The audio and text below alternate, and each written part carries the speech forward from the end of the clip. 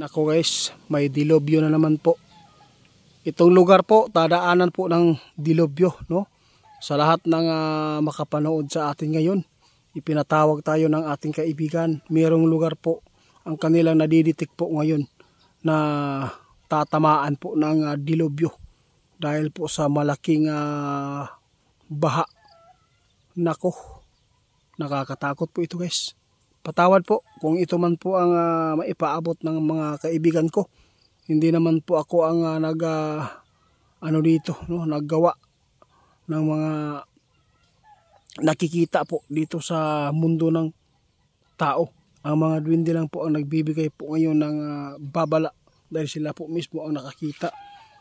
Bulacan, no? Mag-ingat saka doon sa lugar po ng Bulacan. May mararanasan po kayo na dilubyo dyan na grabing tubig po ang maglalamon dyan sa lugar ninyo. Grabe kaibigan.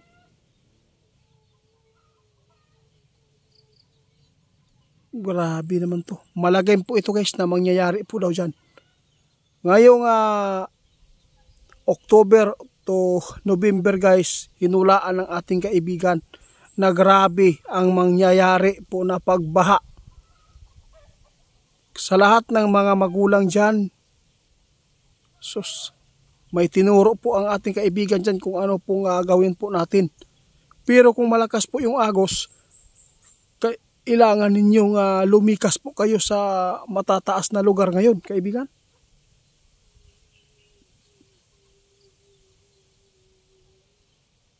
May babala si kaibigan part ng tawag dito, yung Bulacan. Sus nako. May mangyayari na naman po dyan na baha ng malaki.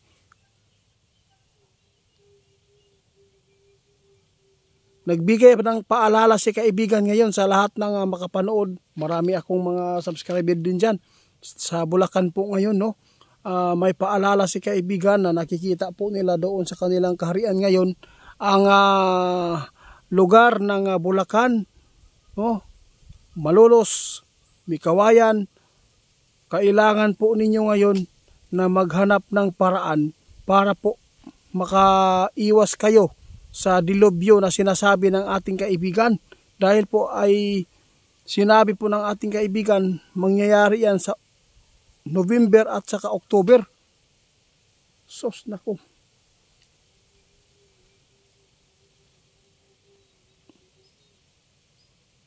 Sus, manalangin na lang po tayong lahat guys, no? Tulungan po natin yung Mikawayan, Bulacan, kung saan ito ay nakitaan ngayon ng hindi maganda po sa kanilang kaharian ni kaibigan dahil ang Bulacan ngayon lulubugin ng malaking tubig dyan. Kaya naghahanap po si kaibigan ngayon ng maitulong po sa makapanood nito para po ay magawa po nila itong paraan para po malabanan po yung at saka maiwasan ba na may madaot ba nga kinabuhian kaibigan.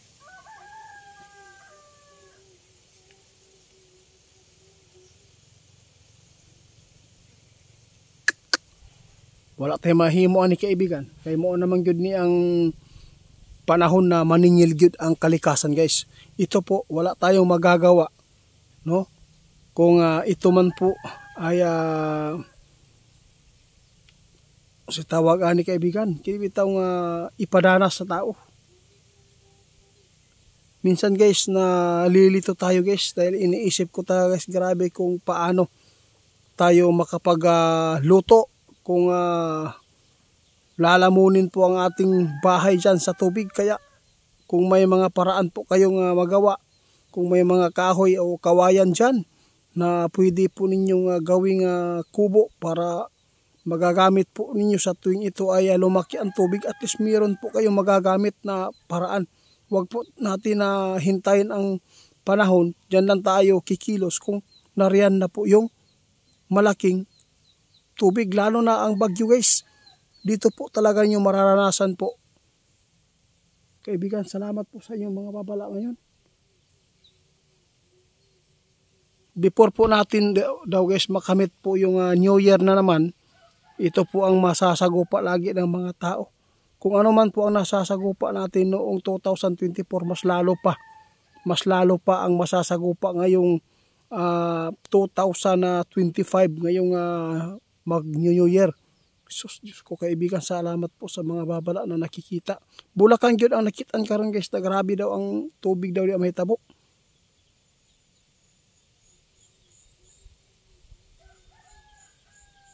Mo na giingon ni kaibigan, ito po ang sabi ng ating kaibigan, sana po no ay hindi ito mangyayari.